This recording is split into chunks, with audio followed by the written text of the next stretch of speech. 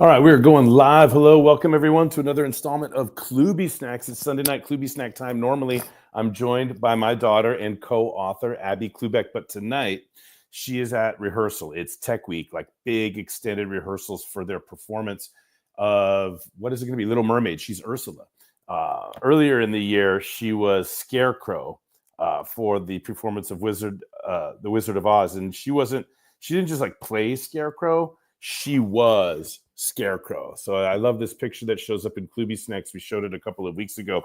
So I'm missing Abby very much. And this has been fun to do this every Sunday night. We are in the 18th week of the year, which means we're in the second baker's dozen. So we've got here for KloobySnacks. You guys know by now the original KloobySnack is was my wife's homemade cookies. I've been saying this a lot the last couple of days, but I wanted equity in the relationship.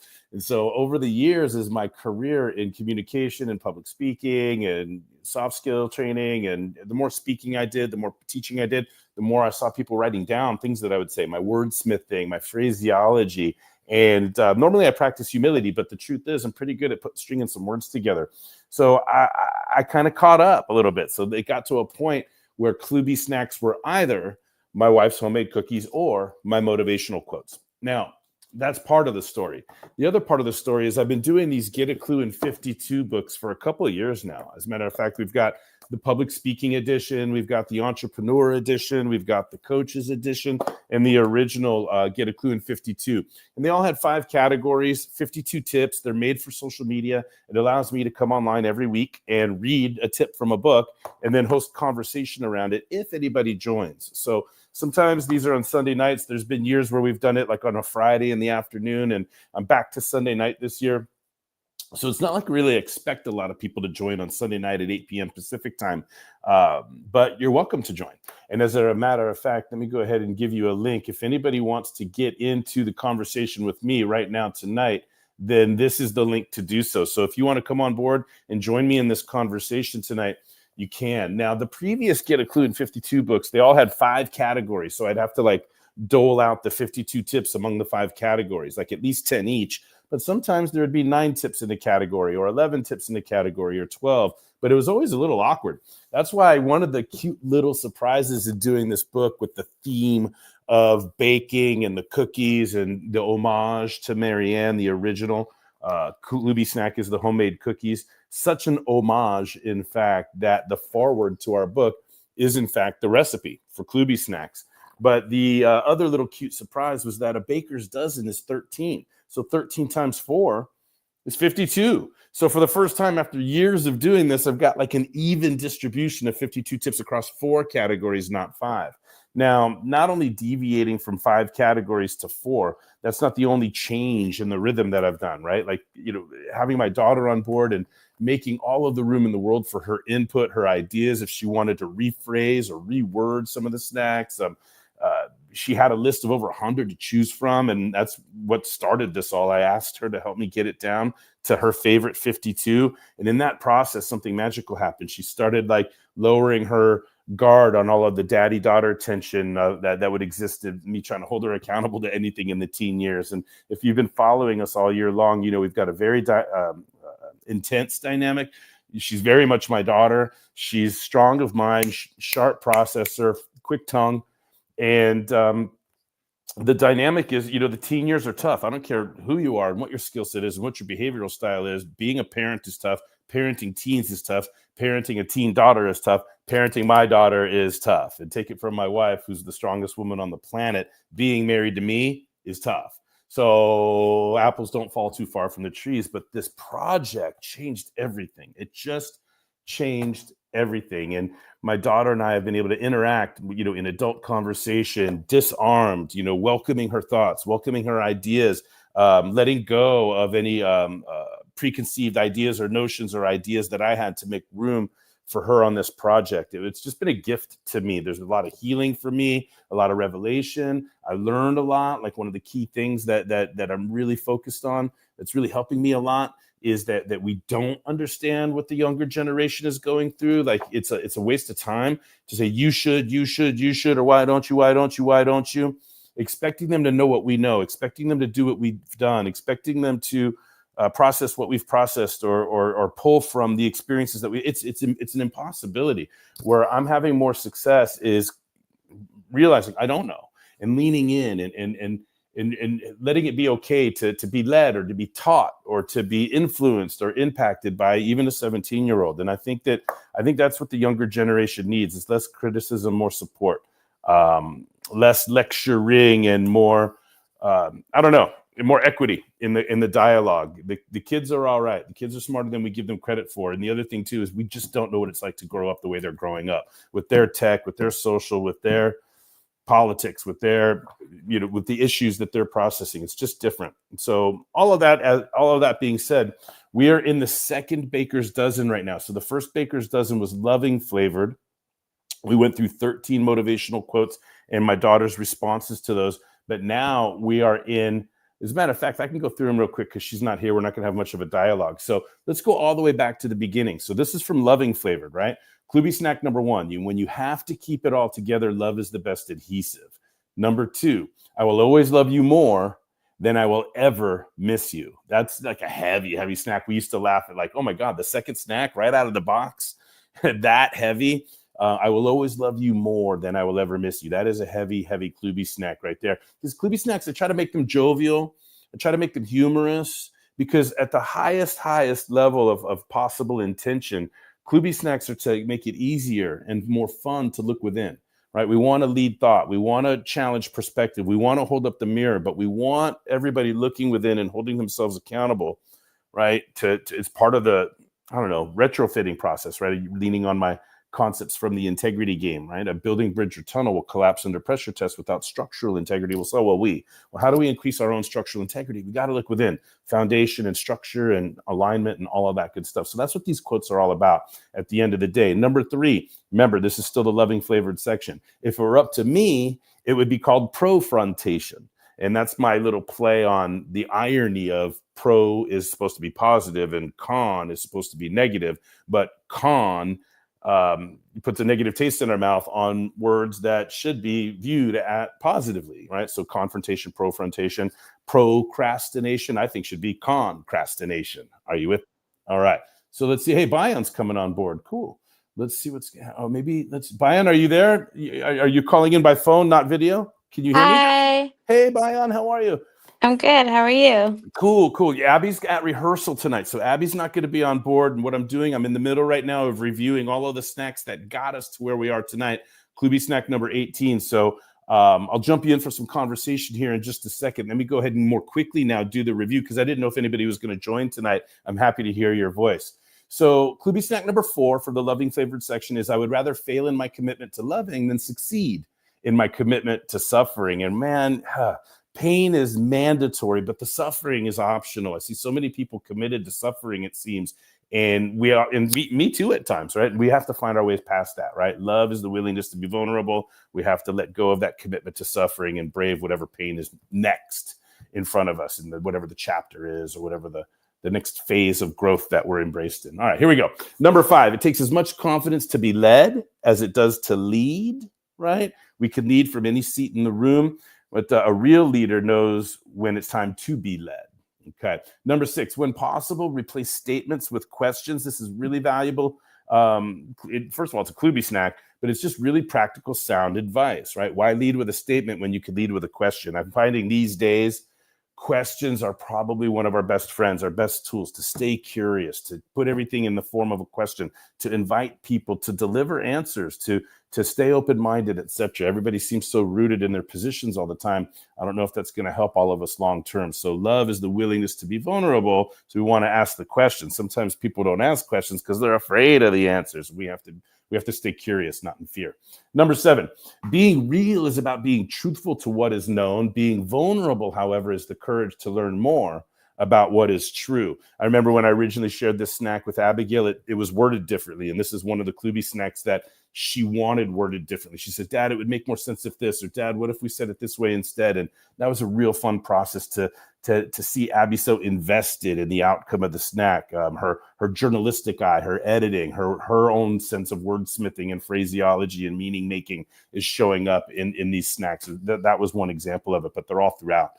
Number 8, Everyone is important if we take the time to know their importance. This is born of, this came from critical thinking. I would tell my students in my classroom, Bayan, you were in my classroom probably. I don't know if you remember specifically, one of the barriers to critical thinking is self-interest, where we only pay attention to what we're already interested in rather than doing the work of creating new interests.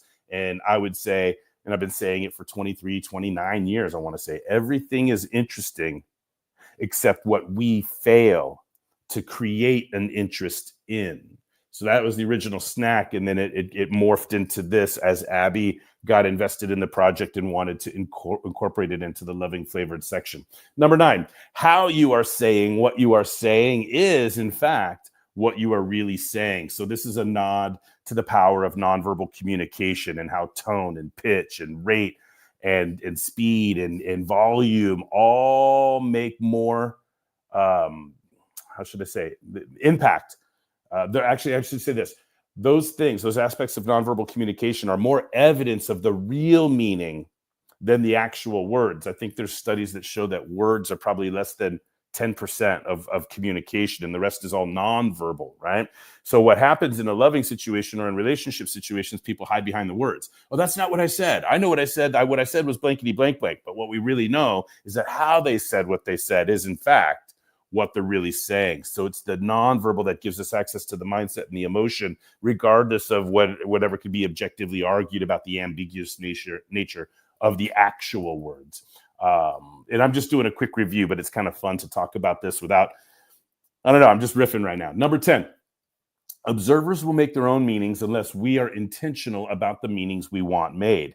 So this is kind of adapted from some of the marketing tips that are out there that we've had in other books. In other words, marketing is not a spectator sport. Marketing, you have to be proactive. And if you're not putting a brand promise out into the marketplace, you have less control over what the marketplace can expect from you, right? And well, the same thing is true in interpersonal communication and relationships, etc.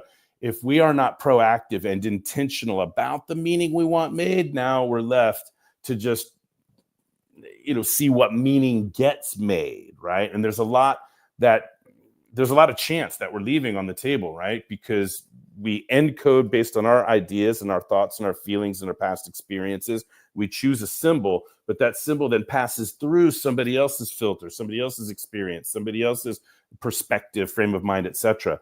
So the essence of miscommunication is meaning making, right? And so when we know that there's such a difference between my meaning-making mechanisms and your meaning-making mechanisms, I want to choose words. I want to encode my thoughts, ideas, or feelings with the highest level possibility that you will understand. Now, I know this, but sometimes I don't encode properly and people don't know what I mean or miss the meaning that I intend. And that's the beauty of feedback. We always get to ask, what do you mean? What did you mean?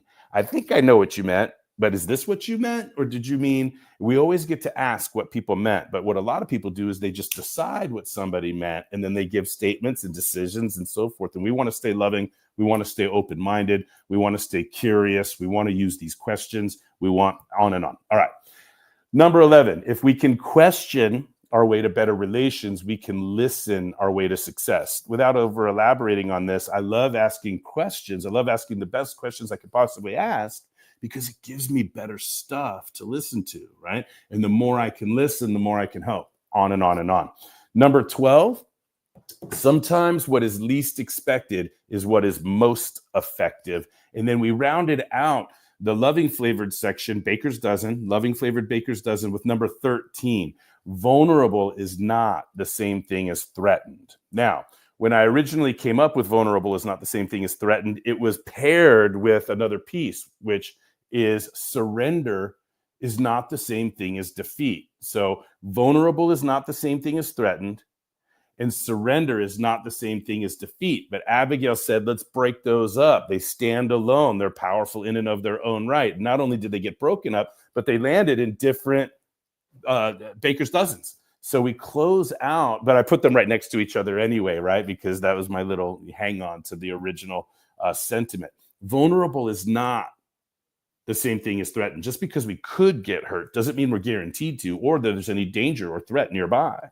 And surrender, letting go, right? Especially the need to control, the need to define the moment, the need to make sure it goes the way we want it to go, the need to protect comfort zone, the need to surrender is not the same thing as defeat. Sometimes, and this is advice that I've had to give to myself. There's a lot of things that I've held on to over the years that I would have been much healthier, much kinder to myself, much kinder to others if I just let go of some of that stuff. I think that we can all relate to that. But that's, number 14 was the first KloobySnack in the ego flavored Baker's Dozen, which is where we are. So let's catch us up, and I'll go ahead and take care of the reading for tonight's tip. And Bayan, if you're still with me, we're going to ask you what you think about all of this or any of this. But here we go. Number 15 was ego defense is an emotional fight or flight response. So fight or flight is when we swat and duck, or we flinch, or we run, or we any of that when we perceive physical danger. Well, guess what?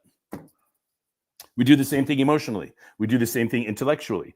Any information that comes along that is different than our current sense of self triggers an attack or an ignore, a fight or flight response. So ego defense.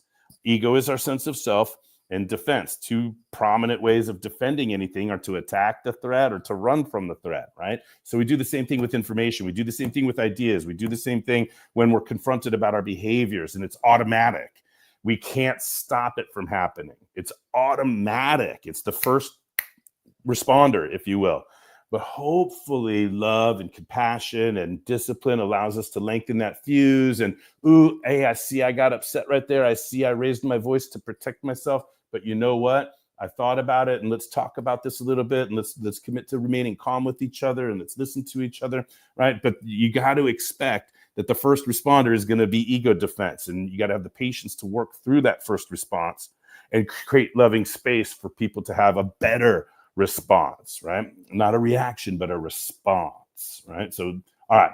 Next, our judgments are an aggressive form of ego defense. And one of the things that the integrity game is trying to do is to take the judgmental vibration out of our use of the word integrity. By now, you guys know I've written a book called The Integrity Game. The last Baker's Dozen and KloobySnacks are all integrity flavored, but we're going to work our way there. That's a through line to such like a personal project with my daughter. And then, of course, what I'm doing as a career is playing the integrity game. And I just gave an integrity game keynote Friday to the great people of San Diego SHRM, Society of Human Resources Management. And at the outset, at the high level, when I'm introducing the integrity game at a high level, the first couple of minutes, we make the point, among many, but one of the points that we make is that the integrity game exists to make accountability non-threatening, or to make accountability less threatening, or to make it easy and fun to look within. So as an offshoot, if the integrity game is the mountain, KloobySnacks are the boulders and the pebbles, right? So it's all designed to make accountability less threatening, to make it easier and more fun to look within. You'll see later on in the book, one of the KloobySnacks, as a matter of fact, there it is right there, number 31, every job is an inside job. So our judgments are an aggressive form of ego defense. And to the degree that we live and practice and build greater integrity for ourselves, we can get rid of judgments and just stay curious. We can get rid of judgments and stay compassionate. We can get rid of judgments and stay understanding. We can get rid of judgments and have a growth mindset and get curious about why people are different and why people do different things and make different decisions and see the merits of all of that. And then still we get to go back and keep doing what we always did if we want to, but what we want to do is avoid judging anything different than ourselves as bad, wrong, mean, dirty, civil, savage, clean, dirty, and all of that stuff. Let's just stay curious and loving for one another. And then finally, it brought us to last week's KloobySnack. Oh, I still got to put the text in here. Number 17, you cannot laugh at this is the familiar part. The first part of this is familiar. Everybody's heard it. You cannot laugh at others unless you can laugh at yourself. But here's the part that's the KloobySnack part. And if you love laughing at others, perhaps it's because you don't love yourself. So we want you to love yourself. So you're not like addicted to laughing at others, especially to cover up any of your own securities. Raise your hand if you've ever laughed at somebody just to feel better at yourself. Yeah, me too. We've all done it. We're all human. And so we got to forgive ourselves and we got to love others. We got to love ourselves and love others, right? Now, we always want to laugh with people, right? And we had a great conversation about that last week where it starts with being able to laugh at ourselves. I'm going to create a banner now for KloobySnack number 18.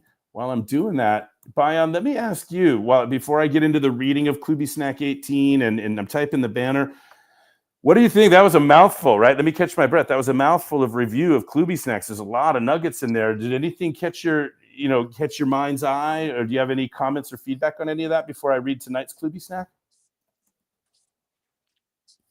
I mean, yes, it was a lot. Uh,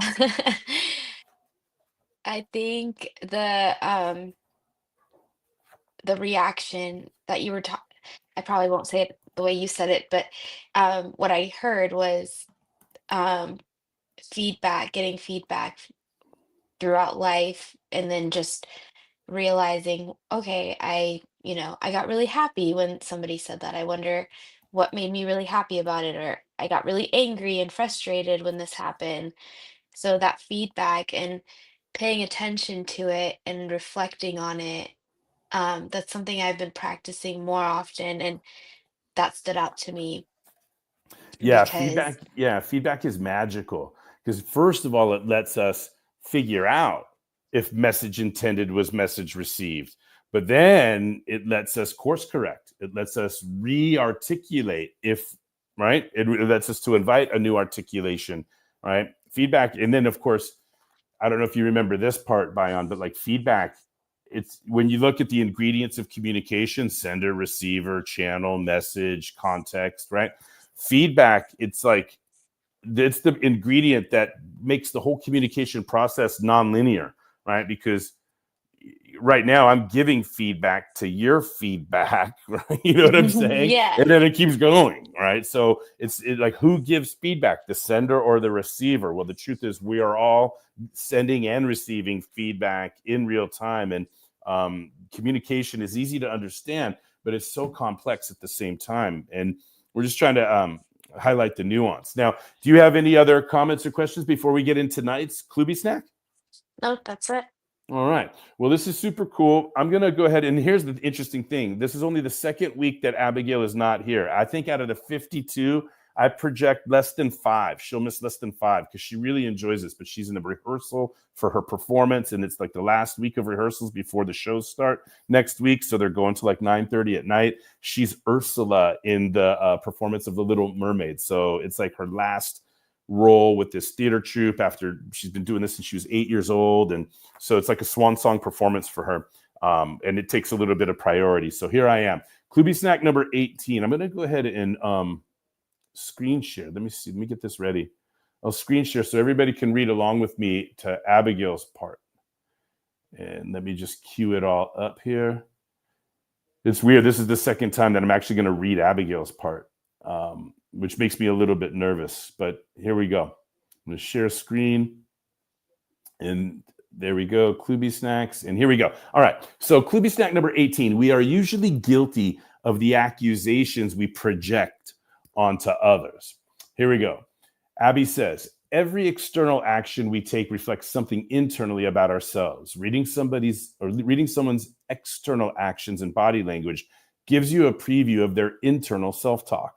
Whether someone's avoiding fault, protecting their ego, or deflecting their insecurities, every external action correlates to the internal ones. My friends and I talk quite frequently about relationships, and when we do, the concept of cheating always comes up. Through our conversations, we've realized that cheaters are often the ones accusing their partner of disloyalty. We've always found it almost humorous how the most controlling, overprotective partners end up being the disloyal ones. They're guilty of the accusations they project onto others.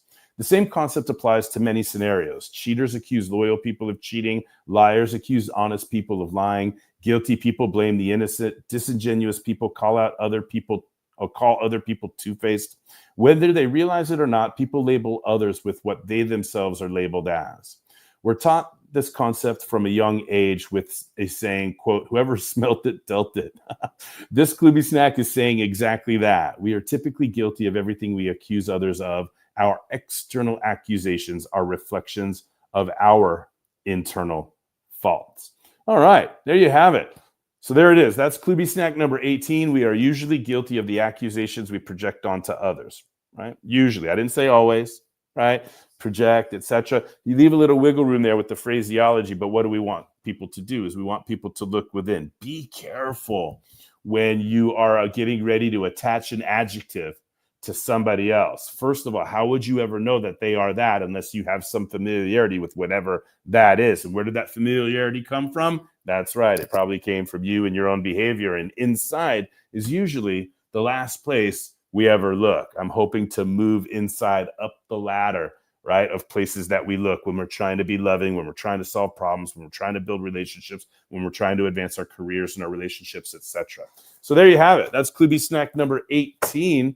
Bayan, you're the only one that's joining me live right now. I got to come back to you and ask, do you have any comments or questions in response to this particular KloobySnack? Wow, Abigail is so wise for her age. That's amazing.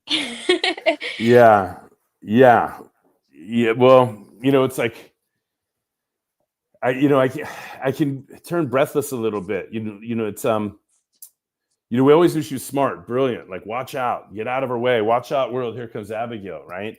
But one of the special things about this project is not just knowing how smart she is, but seeing wisdom, right? Yeah. As a dad, you wonder, well, God, have I done enough? Am I teaching her enough? Is she learning the important stuff, right? And then, of course, everything that I do in my career now, I didn't start learning until my 30s, right? Imagine that. So, the coach that I am, even being better in the public speaking classroom, but all of my commitment to personal and professional growth, it started in my 30s, but Abigail has grown up with it. AJ's grown up with it. Brody's grown up with it. As a matter of fact, I'll tell you something else, Bayan. Recently here at the house, we had like a water issue, flood, and never mind that insurance didn't cover it. We had to pay out of pocket, blah, blah, blah. But after the dry out, where they do the blowers and they pull out the drywall and they pull up the carpet to make sure there's no mold and everything. They dry everything out. Then we got to put everything back together. Well, we called like our favorite handy guy, our construction guy, Tony. Shout out to Tony, by the way. And Tony helped us with a remodel a couple of years ago. And Tony's, spent a lot of time in our house. I work from home. And Tony came up to me the other day and he's like, man, I miss working at your house. I'm like, what are you talking about? He's like, every time I'm here and I'm working on something, I get all these nuggets. I hear you going from your office and I feel like I'm getting free coaching and free advice. And it's like, so, I just do what I do and I maybe take it for granted, but like here was Tony saying it's valuable for him to do work at our house because of everything that he hears when I'm on my coaching sessions or when I'm doing my webinars or my live streams or whatever I'm doing. And I get off my thing and I'm going to go get a water. And he's like, man, that was cool. You're awesome. And I'm like, what? And then you realize, golly, what does this mean for the kids? What does this mean for my wife? What is this? So now to see, like you said, Bayan, there is a wisdom transfer. We are moving the kids to the front of the line or accelerating things for them. They are learning stuff that I didn't learn until my 30s. They are having experiences that I never had. My parents didn't go to college, Marianne, and I did go to college. And when people say, Jeff, what do you think is the meaning of life? And people never ask me that, but purpose is one of the points on the integrity game model.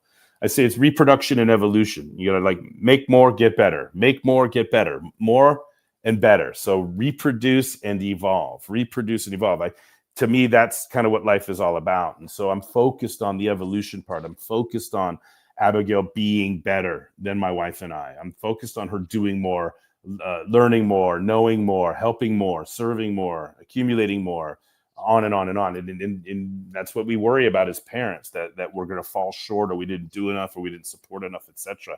And this book has alleviated some of those fears, if you will. So I appreciate you saying, wow, Abigail is so wise.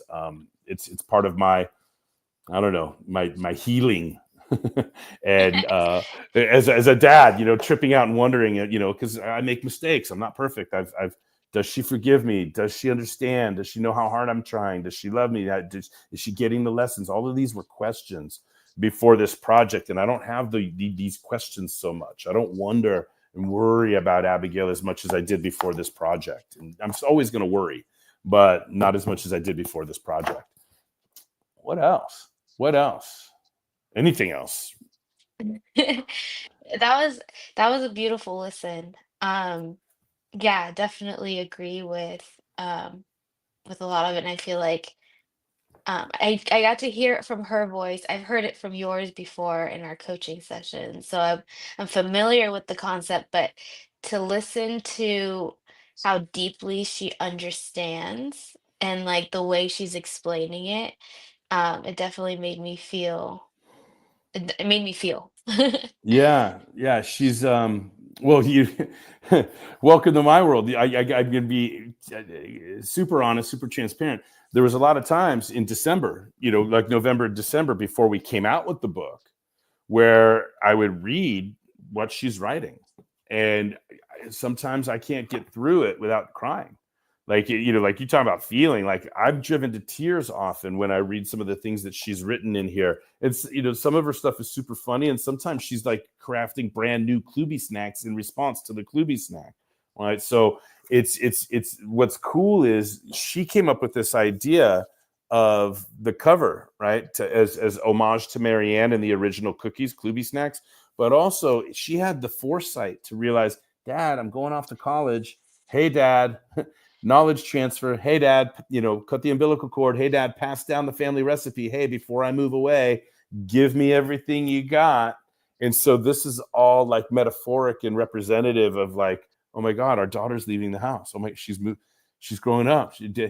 Let's give her everything we got, from the cookie recipe to the Klooby snacks and anything else that we can find. So it's like a real cute and fun project. I don't know if anything else is like it out there in the marketplace. And certainly, as I'm speaking to you right now, Bayan, I'm speaking to anybody that's watching the recording of this or following the live stream. We really hope you're enjoying this. We really hope that you find it easier and more fun to look within and ask questions of yourself, and we hope we're making it okay to be honest about how short we've all fallen of perfect when it comes to loving or comes to defending our ego, or as we'll talk about next, Baker's Dozen, discipline and integrity. We hope we're doing something. Like, I know what it's meant for me, I know what it's meant for her, I know what it's meant for us, but now the value of Klooby snacks is what can it do for others? How does this impact others? How does it help other people have honest, vulnerable, transparent, loving, curious, compassionate conversations with themselves and each other? And it's great that you're here, Bayan. Thank you for showing up tonight. I'm going to go ahead and pop up this last call for comments, questions, jokes, riddles, limericks, haikus, expressions of gratitude. Last call for any comments. Thank you for hosting this. This was a nice treat. I saw the story on Instagram and I just clicked and I was like, oh my God, it's the right time. Perfect. Yeah, I should do that more often. Is more aggressive posting. It's tough to do it all, but I'm yeah, it's great that you're here. I was expecting to be very quick. Abigail's not here, so but the fact that you showed up made it more conversational. It gave me more, like, a little bit of live audience and a little bit of energy, and it's good to hear your voice. I mean, you've been following my work since, I want to say, what, 2010, 11, 12? Since Yes, and I just ordered my copy. of Klooby snacks. Yes. Oh, cool. Well, that's awesome. If you're going to be a verified purchase, make sure you go on and put that 5-star review, because Absolutely. those are gold. But yeah, any chance, we've got copies here at the house. I can sign a copy for you next time we see you. But what else? Last call. Any comments, questions, or anything like that before we wrap up for tonight? No, just thank you. Thank you, Bayan. It's great to hear your voice, and I'm looking forward to seeing you soon whenever I can. And thank you out there for anybody that you took time to watch the video or click in or chime in. Please grab your copy of Klooby Snacks. Send us. We're easy to find. Send a direct message. Lob a question. If you don't like coming on and you don't want your face seen, I understand that, but that doesn't mean you can't participate in the conversation, either by posting comments on the live stream or sending us some messaging and saying, hey, what about this? Or hey, what about that? We might be able to read your question or read your comment during the course of a live stream. I want this to be as interactive as possible. And, when's the best day of the week to do it? When's the best time of the day to do it? I want the world to show up to these sessions, but don't be shy. If you're out there and you're watching and you want to be a part of what we're doing, you want to get your comments, you want to get your questions, you want to participate in the conversation, don't be shy. This isn't just a me and Abby thing. Everybody's welcome to join on Sunday night. And thank you in advance. All right, Bayan, thank you for being here, and we'll see everybody next week with Klooby Snack number 19 from the ego flavored section. All right, everybody, have a great night. Bye.